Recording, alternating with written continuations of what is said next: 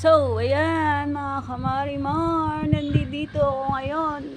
Maaga akong nag-apply na naman ako ng construction worker. So, ayan. Ayan na. Ayun, pati yung hinakot ko, unti-unting tatambakan yung nasa dulo kasi mababa yung part na yun. Tapos dito, may tambak na din. Ayun, okay na yung nadodoon. Dami. So, kailangan ko munang maghakot ng panambak. Update na lang. So, yan. Ang babaeng construction worker. Walang iba kundi si Marimar. Hirap maghanap buhay.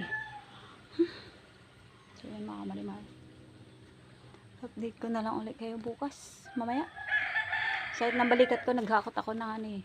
Dito ko pinapatong yung kalahating sakong lupa. Ayun, nakot ko papunta doon. So, ayan mga kamarimar. Pagod na ako. Break time na. Kailangan ko na almusal. Wala pa yung ano.